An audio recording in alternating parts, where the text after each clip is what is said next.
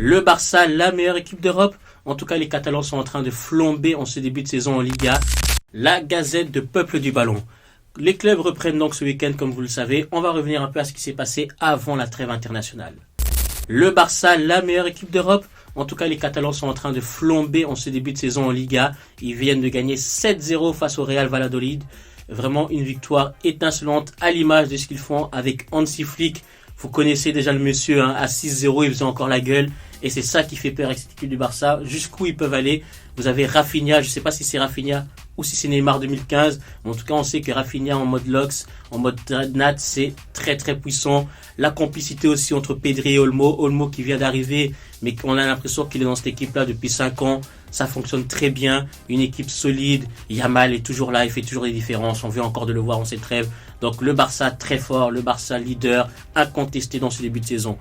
Du côté de son ennemi juré, le Real Madrid, Kylian Mbappé, il n'y aura pas de 0-0-7 pour notre ami Mbaputo, Mobutu, Baipal, peu importe comment vous l'appelez. En tout cas, Kylian Mbappé a marqué un doublé lors de la dernière rencontre du Real de Madrid. Un premier but sur une passe géniale de Valverde qui pour moi, c'est l'homme de ce début de saison du côté du Real Madrid.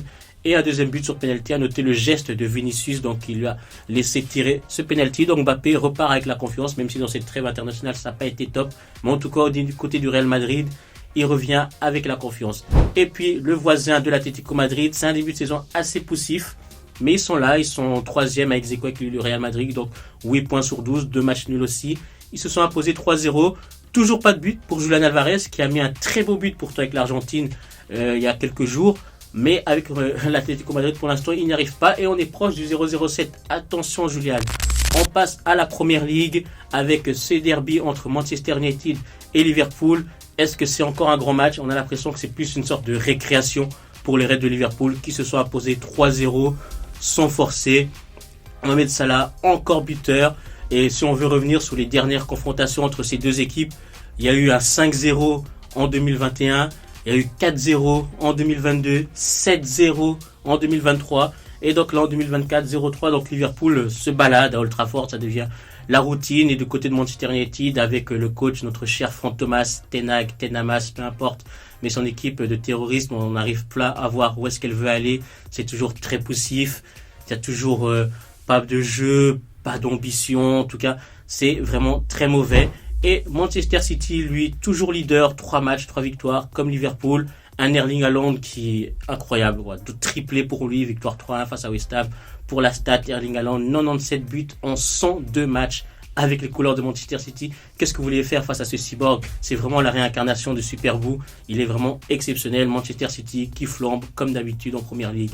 Et on passe aux Gunners. Est-ce que vous avez déjà vu un joueur qui se fait frapper, mais qui reçoit lui-même un carton rouge? Et ben c'est ce qui s'est passé avec Arsenal, qui menait tranquillement face à Brighton en étant dominateur et qui n'avait pas vraiment de danger. Et ensuite, Chris Kavanagh a décidé de devenir la star du match. Il va donner un carton rouge à Declan Rice en lui donnant un deuxième jaune pour une sorte de faute d'anti-jeu selon lui, parce qu'il a juste dégagé le ballon en touche. Mais en première mi-temps, quand João Pedro l'a fait, il n'a pas eu de carton jaune. Moi, je pense qu'il avait plus notre cher Declan Rice dans le collimateur suite à son tacle très dangereux en première mi-temps. En tout cas, ça a fait son effet parce que suite à cela, les joueurs de Brighton vont reprendre le contrôle du match et vont égaliser par João Pedro qui fait un très bon début de saison. Et à noter aussi le bon début de saison de cette équipe globalement de Brighton. Ertzeler, le nouveau arrivant qui est très jeune, il n'a même pas 35 ans, mais fait un très bon travail. Brighton, c'est dans ce début de saison 7 points sur 9. Ils ont battu Manchester United, ils font match nul Arsenal, ils avaient écrasé Everton. Donc c'est très fort. On peut noter aussi le match nul de Chelsea qui, malgré ses 250 joueurs, n'ont pas réussi à mettre plus d'un but face à Crystal Palace à domicile. Pourtant Chelsea à domicile c'était plutôt très bon dernièrement. Mais là ils n'ont pas gagné, c'est 1-1. Et donc les Blues stagnent dans cette Première Ligue. Tout comme les Spurs de Tottenham qui ont perdu face à Newcastle. Donc, du côté de la Ligue 1, Paris est la ville des lumières, mais la plus grande lumière de cette ville s'appelle Bradley Barcola. Quel joueur, il est véritablement en train de briller et de prendre vraiment le flambeau de cette équipe. C'est le nouveau porte-drapeau, la nouvelle star de cette équipe. Et on l'a vu encore dans la trêve internationale, même pas 15 minutes de jeu. Et il marque déjà face à l'Italie, même si c'est pas bien passé derrière. Mais en tout cas, le PSG, ils sont là.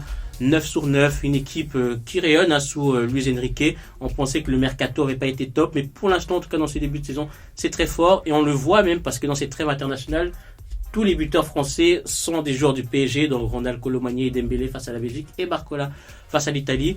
Et puis, est-ce que en Ligue 1, on aura une course au titre entre le Paris Saint-Germain et l'Olympique de Marseille?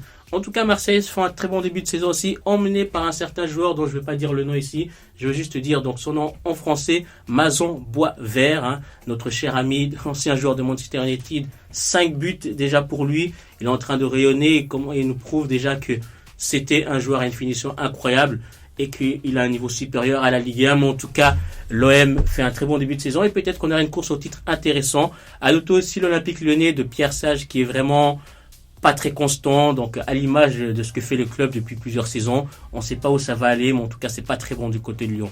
Au niveau de la Serie A, l'Inter de Milan, le champion en titre, rayonne, hein, 4-0 face à l'Atalanta, un but magnifique de Nicolo Barella, un doublé de Marcus Thuram. L'Inter, tout va bien pour eux.